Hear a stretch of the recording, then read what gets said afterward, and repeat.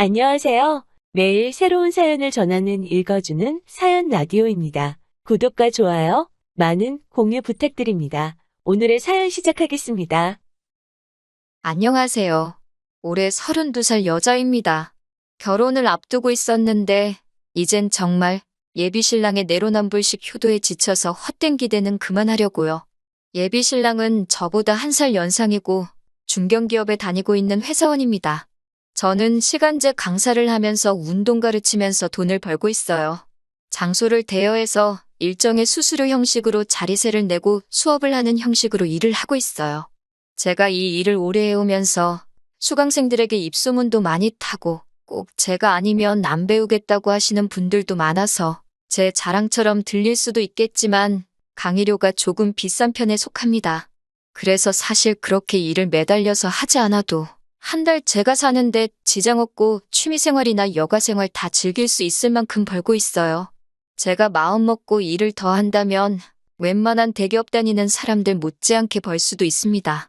하지만 그렇게까지는 일을 하고 싶지는 않아서 적당한 선에서 워라밸을 찾아 여가를 즐기면서 살고 있고요. 그래서 벌이 자체는 중견급 기업 다니고 있는 예비 신랑에 비교하면 제가 조금 낮은 편이기는 합니다.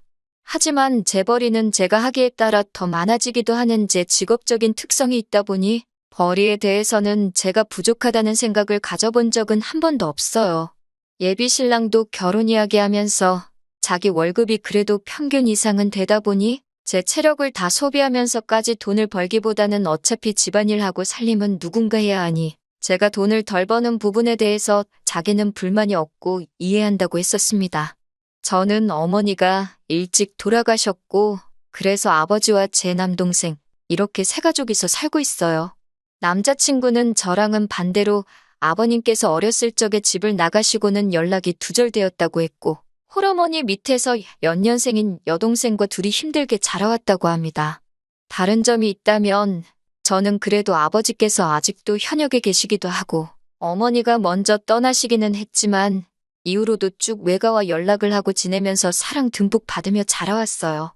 반대로 남자친구는 아버님이 집을 나가시면서 자연스럽게 친가와는 연락이 두절되었다고 합니다. 어머님 혼자서 두 남매를 키우는데 힘이 들었지만 아버지가 집을 나갔으니 어머님의 시댁에서는 어머님을 포함한 남자친구의 가족들은 이제 남이나 다름없다며 도움의 손길을 내밀지 않았다고 합니다. 그런 어려운 상황 속에서도 남자친구 서울에 있는 4년제 대학 보내고 좋은 곳에 취직할 때까지 뒷바라지 해주신 걸 보면 어머님도 참 대단하신 분이라는 생각이 들었어요. 제가 외가에서 사랑을 듬뿍 받으며 자랐다고는 하지만 저희 친가나 외가가 경제적으로 넉넉한 형편도 아니고 당시에 보호가 필요할 만큼 어렸던 저희 때문에 아버지는 종사하시던 직장을 그만두시고 저희를 돌보면서 밤에는 저희를 맡겨놓고 일을 하셔야 했어요. 제가 학교 다녀와서 동생 돌보면서 제 앞가림 정도 할 수 있는 나이가 될 때까지 아버지는 그런 생활을 오래 하셔야 했고 덕분에 아버지는 남들보다 빨리 건강에 문제가 생기셨습니다. 아직 현역으로 일을 하고 계시지만 아버지의 건강 상태로 가질 수 있는 직장이 많지가 않아서 그렇게 여유롭게 벌고 계시진 않았어요. 그러다 보니 집안 분위기상 제가 항상 제 남동생에게 양보를 하면서 자라왔습니다. 어쩔 수 없는 상황 속에서 제가 동생에게 양보하는 건 남자 여자 문제가 아니라 동생의 누나로서 제가 당연히 희생했어야 하는 부분이라 생각했고 그 부분에 대해서 불만이 많지는 않았어요. 물론 저도 처음엔 공부가 하고 싶었지만 집안 형편상 장학금을 비교적 받기 쉬운 운동 쪽으로 고개를 돌려야 했었어요. 그나마 다행인 건 제 남동생이 공부를 워낙에 잘하기도 했고 집안에서도 적어도 제 동생에게만큼은 공부하는데 지장이 없도록 물심양면적으로 지원을 해주셨으니 그건 다행이라고 봐야겠죠. 아무튼 양가 형편이 그렇게 넉넉지 않은 편이다 보니 저나 남자친구나 둘 다 결혼을 하게 되더라도 양가 어른들께 도움은 받고 싶지 않은 마음은 같았습니다. 결혼 이야기 나오면서 가장 크게 고민해야 했던 신혼집 또한 둘이 모아놓은 돈을 합치고 대출을 껴서 형편 닿는 한 가장 적당한 집으로 구해서 시작하기로 했습니다. 남들처럼 신축 아파트 들어가는 건 당연히 꿈도 꾸지 못했고 그냥 어디 적당한 아파트에 전세로 들어가기만 해도 감지덕지라고 생각했습니다. 거기에 사실 저나 예비신랑 두 사람 다 월급을 받고 나서 저는 저희 아버지에게, 예비 신랑은 자기 어머니에게 생활비와 용돈을 포함해서 돈을 어느 정도씩 드리고 있던 상황이었습니다. 금액에 있어서는 남자친구가 조금 더 많았지만 큰 차이가 있지는 않았어요. 첫 월급을 받았을 때부터 드리던 걸 결혼했다고 그만 드릴 생각도 없었고 어느 한쪽만 드릴 생각도 없었으니 이 부분에 대해선 자동적으로 남자친구와 합의가 된 상황이라고 봐도 무방한 부분이었지요. 심지어 요즘 경기 침체로 인해서 금리가 엄청나게 올라 있는 상황인데 집값까지 내린다 어쩐다 하는 말이 있는 마당에 비싼 이자를 내면서까지 자가로 집을 구하는 게 맞는 건가 하는 생각이 들었습니다. 무엇보다 금리 때문에 이자가 오른 부분이 가장 타격이 컸어요. 돈을 이중 삼중으로 내게 생겼으니 걱정이 이만저만이 아니었지요. 그런데 하늘이 도왔다고 해야 하나요? 제 외삼촌이 다니던 회사에서 해외 파견 근무를 지원하시게 되면서 온 가족이 같이 따라가기로 하셨습니다. 그래서 덕분에 외삼촌이 살던 집이 빈집이 되게 되었고 원래는 그동안 세를 놓을까 싶었는데 외삼촌이 항상 제가 어려울 때 도움을 크게 주지 못했던 게 마음에 걸렸다고 하시면서 이참에 못해준 거 해준다는 느낌으로 외삼촌이 돌아올 때까지 그 집에서 지낼 수 있게 배려해 주셨어요. 저희가 딱히 더 내야 할 건 관리비 말고는 아무것도 없었고요. 결혼 준비를 하면서 가장 큰 골칫거리였던 주거 문제가 해결되니 10년 묶은 체증이 싹 사라지는 느낌이었습니다. 예비 신랑도 제 덕분에 한숨 돌렸다는 식으로 너무 좋아했어요. 이젠 더 이상 어려운 일도 없으니 결혼 준비가 일사천리로 진행될 거라 믿어 의심치 않았습니다. 예비 신랑이 그 말을 꺼내기 전까지는 말이죠. 여태까지 말씀드린 것만 봐도 아시겠지만 양쪽 다 홀아버지, 홀어머니인 부분도 서로 충분히 이해하고 있는 상황이고 저희가 없는 형편의 결혼을 할지라도 양쪽 어른들께 하던 건 그대로 하는데 아무런 문제가 없었던 사람이거든요. 그런데 예비 신랑이 뜬금없이 제가 아버지한테 돈을 드리고 있다는 걸 가지고 딴지를 걸어왔습니다. 난데없이 저에게 이제 장인어른께 돈 드리는 건 그만하는 게 좋지 않겠냐는 말을 하는데 그때까지만 해도 그 말이 기분이 나쁘게 들렸다기보다는 놀라움이 더 앞섰어요. 왜냐하면 예비 신랑도 어머님께 돈을 드리고 있었고 저는 당연히 각자 부모님께 돈을 드리고 있는 상황에 그런 말을 꺼낸 예비 신랑의 참뜻이 다른 게 아니고 이제 우리가 결혼을 하니 부모님께 드리고 있던 지원을 끊어내자고 하는 말인 줄로만 알았거든요. 저의 반응에 예비 신랑은 자기 뜻은 그런 게 아니라 말 그대로 장인어른, 즉 저희 아버지에게 드리는 돈은 그만 드리는 게 어떻겠냐고 하는 거예요. 난데없이 그게 무슨 소리냐고 물어보니 저희 아버지는 아직 현역으로 일도 하시고 계신데 굳이 월급도 얼마 안 되는 제가 돈까지 드릴 필요가 있냐고 하는 겁니다. 당장 저희 외삼촌 때문에 집값으로 돈 나갈 일이 없어진 건 좋은 일이지만 반대로 생각하면 외삼촌이 다시 한국에 돌아온다면 그 집을 비워줘야 하는 건데 하루빨리 돈을 모을 생각을 하는 게 더 좋지 않겠냐고 하는 거예요. 그러려면 예비 신랑의 말은 저희 아버지께 지원하고 있던 돈을 끊어내야 한다고 하는 소리였고요. 솔직히 예비 신랑의 말이 전부 다 틀린 건 아니지만 반은 맞고 반은 틀린 소리였습니다. 외삼촌이 돌아오시면 집을 새로 구해야 되는 사실은 맞는 소리이기도 하고 저도 뼈가 저리도록 인지하고 있는 부분이기는 하지만 그렇다고 해서 제가 저희 아버지에게 하고 있던 효도를 그만하라고 강제할 수 없는 소리이기도 하지요. 남자친구가 제게 그런 말을 할 수 있는 전제 조건은 딱 하나밖에 없다는 말인 거예요. 제가 제 아버지에게 생활비를 드리고 있는 게 싫으면 예비 신랑 본인도 자기 어머니에게 드리고 있는 생활비를 끊어내기로 하고 그 후에 저한테도 같은 제안을 해야 한다는 말인 거죠. 그래서 저는 아버지께 드리는 돈은 힘든 와중에도 건강 잃어가며 나를 키워주신 은혜를 갚는 돈이기 때문에 당신이 당신 어머니께 드리는 돈을 중단하고 나에게 똑같은 걸 요구하는 조건이 아닌 이상은 그렇게 할 생각이 없다고 저의 생각을 정확하게 전달해줬습니다. 예비 신랑은 저희 거절에 그래도 장인어른이 계속 일도 하고 계시고 저희 집에는 처남도 있지 않느냐 하고 따져묻기 시작하더군요. 제 남동생은 이제 막 학업이 끝난 상태이고 아직 취직 준비하고 있는데 취직이 되지도 않은 제 동생이 아버지를 부양하면 되는 거 아니냐고 말하고 있으니 어이가 없었습니다. 그래서 저도 당신도 동생이 있지 않냐고 물었어요. 저희 집과는 반대로 남자친구 집에서는 동생인 예비 신우가 양보를 해서 남자친구가 대학 공부를 할 수 있었습니다. 덕분에 예비 신우는 20살이 돼서부터 미용 쪽 일을 시작했고, 그러다 보니 모아놓은 돈도 상당하고 벌이도 나쁘지 않은 편이었거든요. 그런데 남편은 어머니와 장인어른의 입장이 다르다는 의견을 바꿀 생각도 없어 보였고, 오히려 예비 신우와 제 남동생의 상황을 비교하면서 자기 동생은 앞으로 시집을 가야 하니 어머니의 경제적인 부양은 자기가 계속 할 수 있지만 저희 집에서는 여자인 제가 시집을 오는 거니 제가 아버지를 더 챙길 필요 없이 이제는 제 동생이 아버지를 부양하면 되는 거라고 우기기 시작하는 겁니다. 언뜻 들으면 맞는 말 같기도 하지만 생각해보세요. 이제 막 사회생활 시작도 안 한 제 동생이 모아놓은 돈 한 푼 없이 홀아버지 부양까지 하고 있다면 제 동생은 결혼을 어떻게 하겠나요? 자기 동생은 시집 가야 되니 그렇게는 못한다고 하면서 제 동생은 남자니까 어떻게든 하라고 하는 말이 무책임해 보였습니다. 그래서 저는 절대 눈에 흙이 들어가도 당신이 원하는 대로는 할 수 없을 거라고 다시 한번 강조했습니다. 저는 단 하나, 당신도 어머님에 대한 지원을 그만둔다면 그때 가서 나도 똑같이 아버지에 대한 지원을 끊겠다고 이 결정은 바꾸지 않을 거라고 엄포를 놓았어요. 그러니 예비 신랑은 끝까지 저한테 쓸데없는 데서 고집을 부린다면서 세상 천지의 모든 사람들한테 물어보라고 말하며 자기가 하는 말이 정답이고 제 말은 억지라고 하는 겁니다.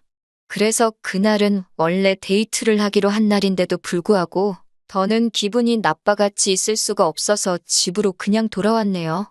제 기분을 풀어주려는 건지 마저 설득시키려는 건지 예비 신랑에게서 전화가 쉴 새 없이 걸려왔지만 저는 하나도 받지 않았습니다.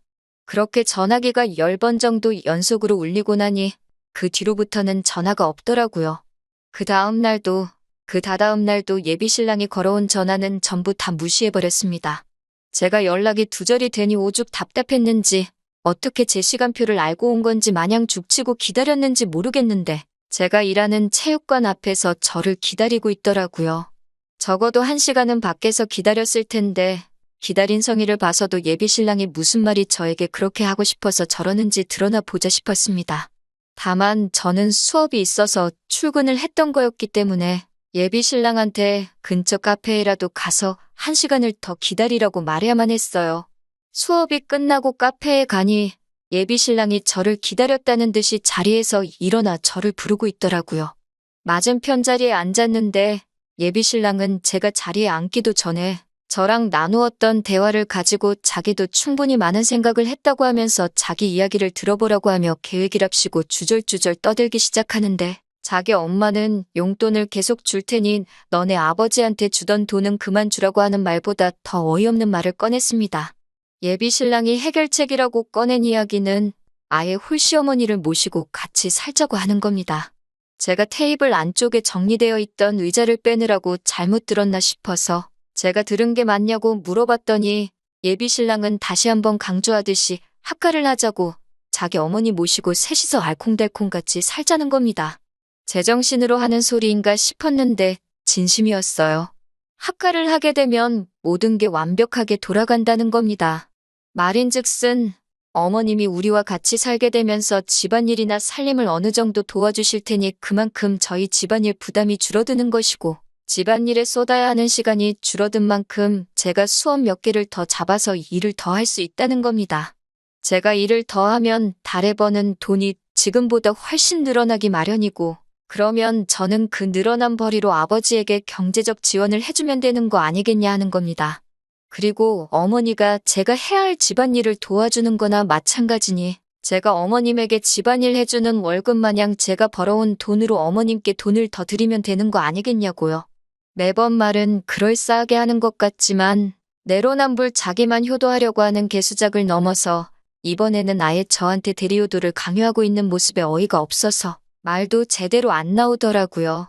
나지막히 그럴 거면 아예 신우도 데리고 살지 그러냐고 비아냥대듯이 이야기했습니다. 그런데 예비 신랑은 눈치가 없는 건지 없는 척을 하는 건지 얼굴에 웃음꽃이 활짝 피더니 진짜 그래도 되냐고 하는 겁니다. 그러면서 저희 외삼촌 집이 방이 3개이니 안방은 어머님들이고 제일 작은 방은 자기 여동생이 쓰게 하면 되겠다 하는 거예요. 정말 남자친구 하는 꼬라지가 점입가경이었습니다.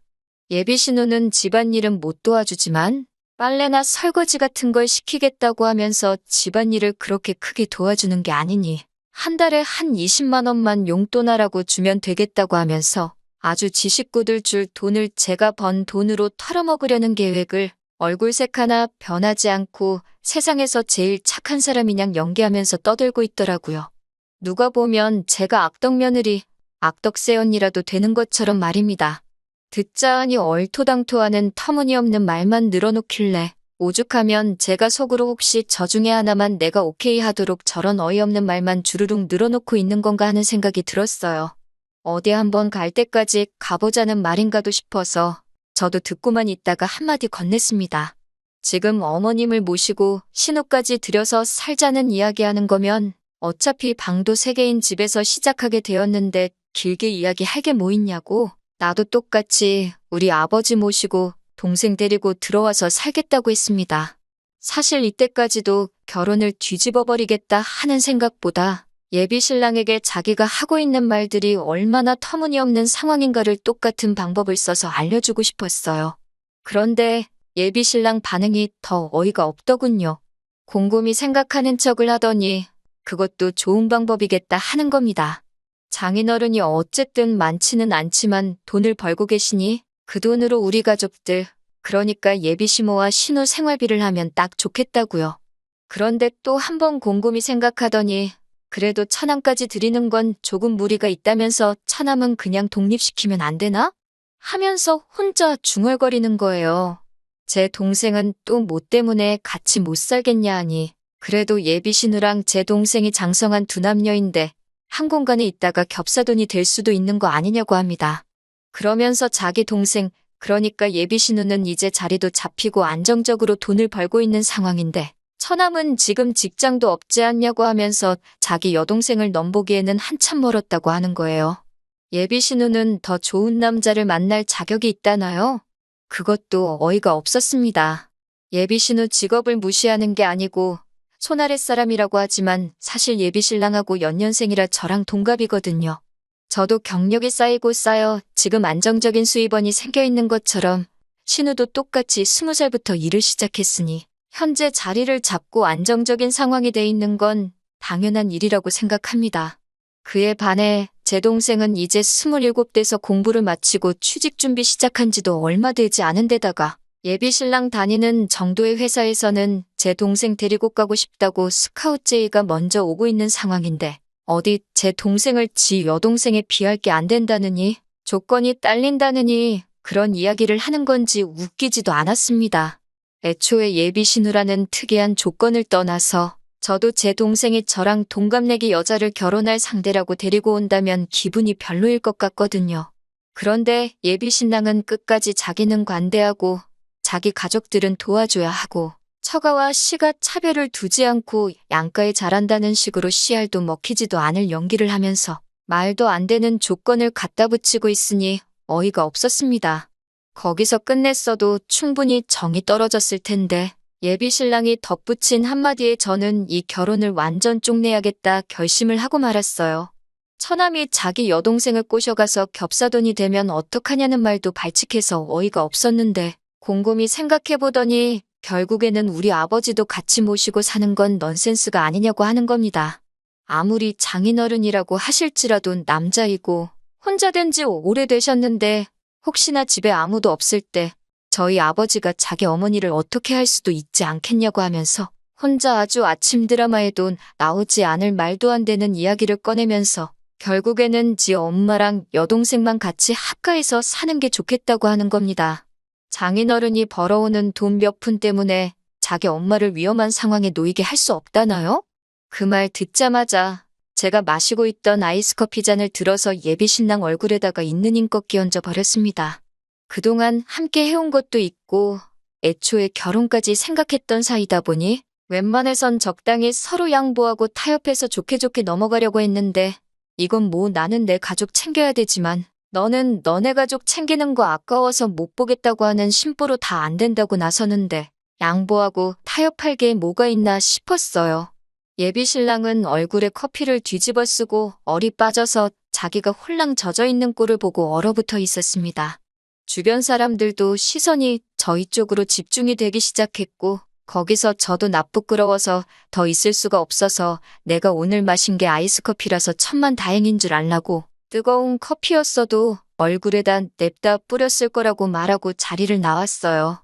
카페 밖을 나서는 저를 감히 쫓아오지도 못하더라고요. 아마 시원한 커피 맞고 정신이 확 들었나 봅니다. 하지만 제가 그렇게 커피를 끼얹은 건 정신 차리고 반성하라는 뜻이 아니고 완전히 헤어지자고 하는 말이었어요.